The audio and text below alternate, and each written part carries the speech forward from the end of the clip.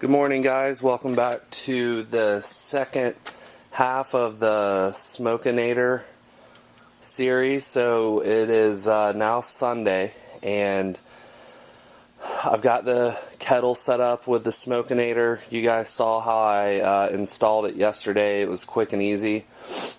I prepped a 8 or 9 pound picnic last night. Got it rubbed down. It's been sitting in the fridge overnight, and I took it out about 45 minutes ago. And it's been sitting out. And what I'm going to go ahead and do is just kind of show you how I'm going to get this thing set up. And one thing I'm going to do today is I've noticed where a lot of guys kind of experiment with cooking butts. You know, they kind of call it like hot and fast, the hot and fast method. So 300 degrees or up, closer to 350. My buddy John with Man Cave Meals just recently did a video on his Kamado. And from what I can tell, the butt that he did at close to 350 came out super tender, and it looked really good. I'll give you guys a link to his video. But so I don't have a whole lot of time to cook today. I mean, it's already close to 10 o'clock, and so I'm definitely gonna crank it up to about 300, 325. So that's enough about that. Let me go ahead and show you what I'm going to do here. So here's the Smokenator over here, and I've got some charcoal in my chimney that's ready. I'm going to go ahead and just dump some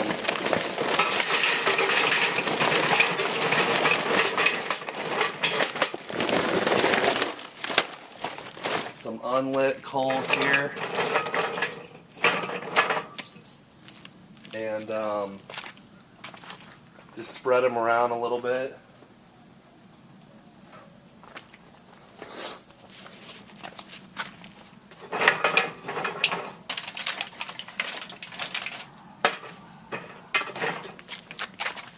Get a little bit more in there.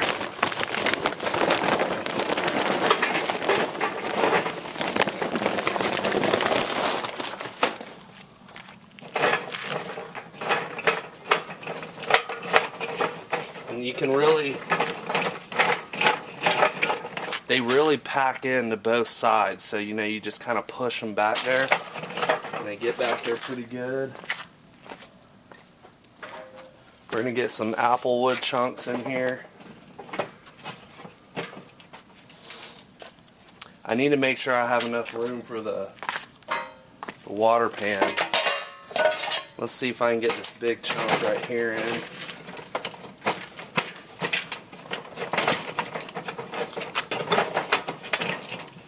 There we go.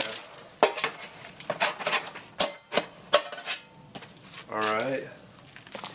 I'm going to put one more little small one in here. This is my first time cooking on this, so I'm just kind of winging this as I go. But hopefully you guys will get a good idea of what you can do with this. Alright, so let me get the chimney.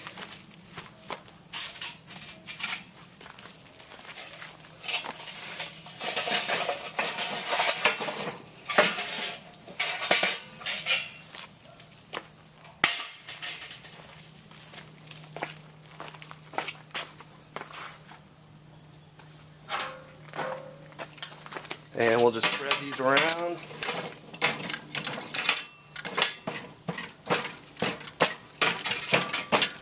There we go. So I got all that nice and tucked in there now.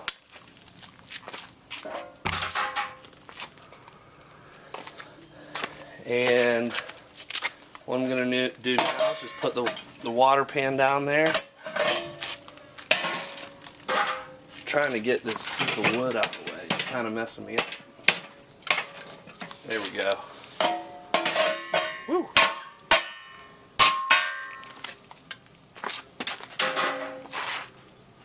And I'm just going to go ahead and pour a little bit of water in the water pan. Fill that up good. Actually holds quite a bit of water.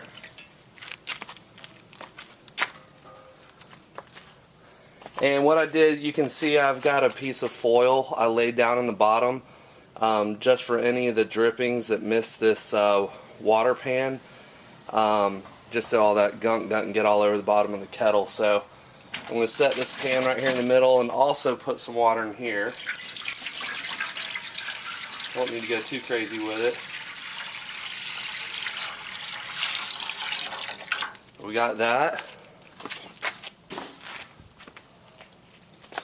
And now I'm just going to set the top grate on. And I don't know if you can see it, but again, that the water pan isn't completely flush just because this is going to be probably like a 7-hour cook or so, so I wanted to go ahead and cram as many charcoal briquettes as I could in there. So it's not completely flush. As those burn down, that'll go ahead and sit down. I'm not worried about that whatsoever.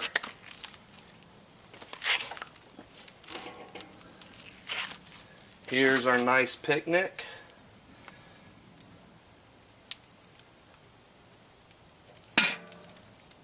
I'm doing fat cap down. And what I'm going to do, take off these gloves now.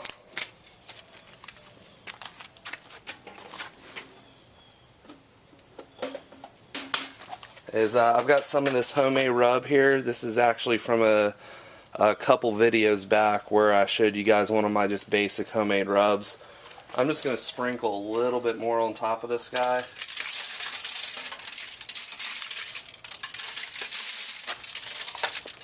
We're going to have a really nice bark when this thing is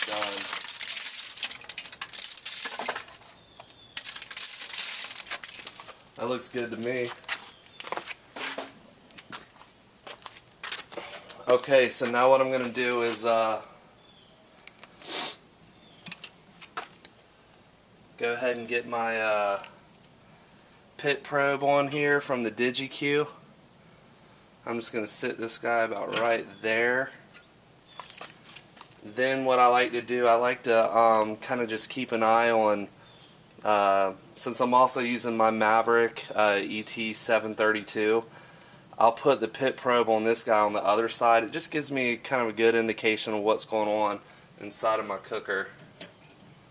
So I'm putting that guy on this side. And then lastly,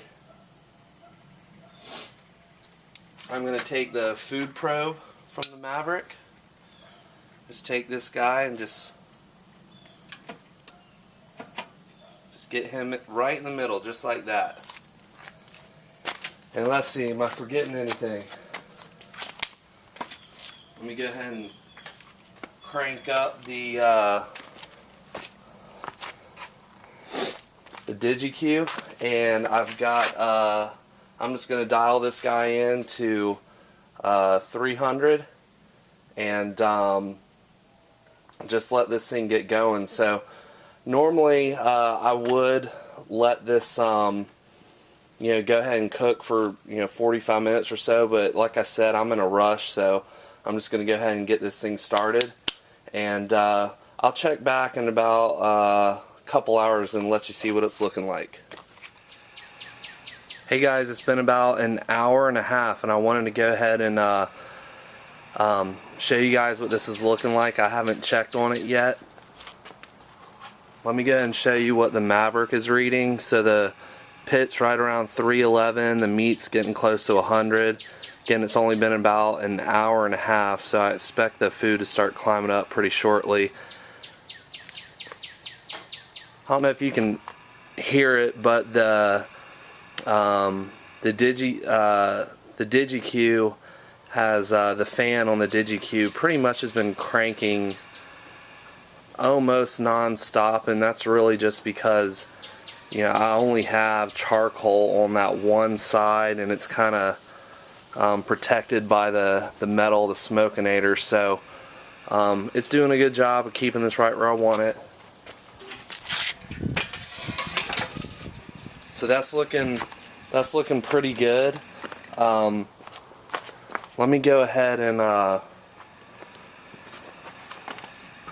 show you guys this. So I was assuming this was going to happen, but that water that was in the pan, since I'm cooking this at, at 300 a little before, that water basically just boiled. I'm assuming probably within 15-20 minutes that water boiled and was gone.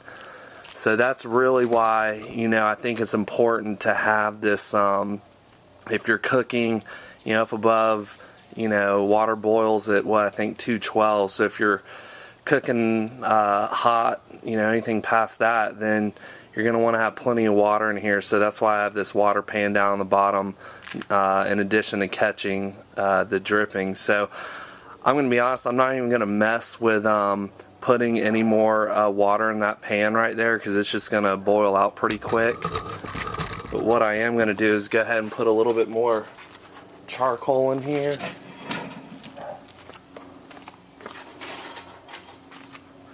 And at this point you can just drop these down just like that.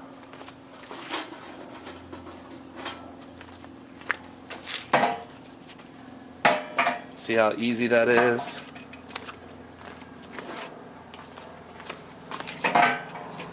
And then I'm also going to put a little bit more apple wood in here.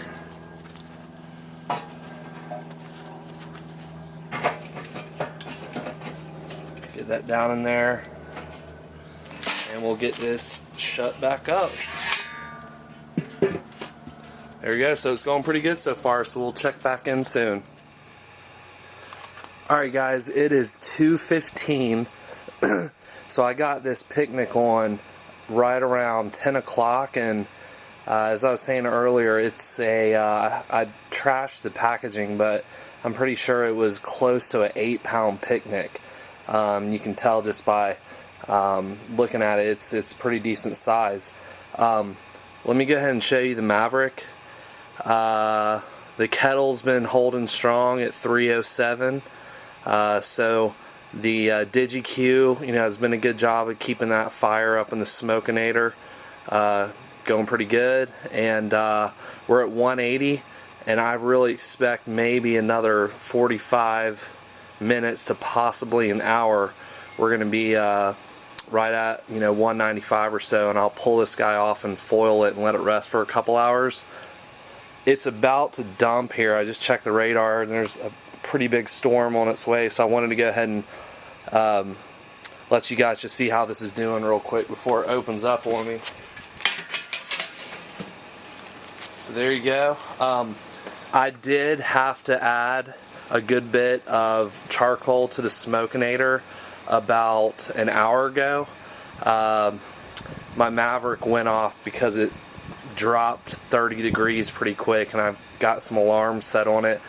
So I just came back out here and probably threw about 15, 20 more briquettes, just in both sides. But you can see the color on that picnic. I mean, it's got a nice bark on it, and we should be wrapping up here shortly.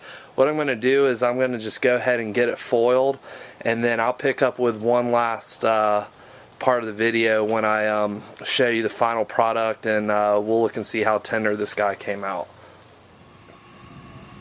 Hey guys, alright, it's been storming out here for the past hour and a half, and it finally just let up. And if we look at the Maverick here, this guy is basically done. I actually just probed it with the Thermopin in a couple different areas, and we're between like 190 and 195 on this picnic. So I'm going to go ahead and pull it and get it foiled. So let's go ahead and take a look at this guy.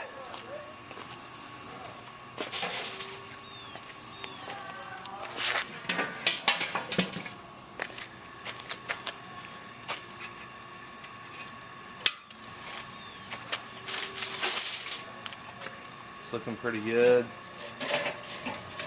thing is enormous.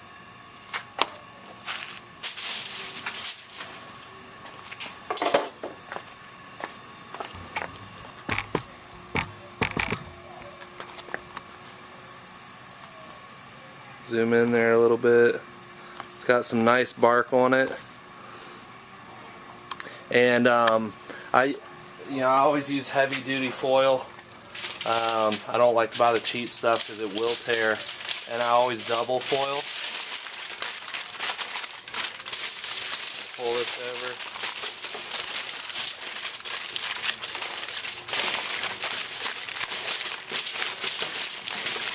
And then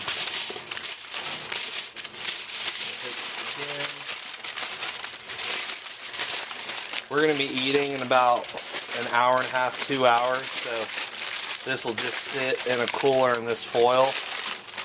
If it was going to be any longer, like 3 to 4 hours or more, then I'd also wrap it in a towel before I put it in the cooler. But that's going to be good enough. I'm just going to let that kind of chill out for a little bit, and then I'll pick back up right at the end and show you what it looks like. Alright guys, it is time to eat, so let me go ahead and wrap this video up and let me show you what this looks like real quick.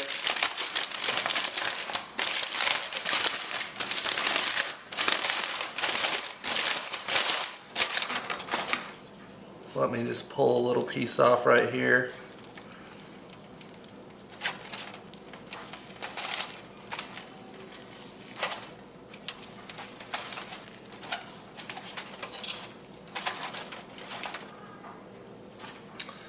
There we go. So if you can see that, man, it's super, super tender, nice smoke ring. Let me try this out real quick.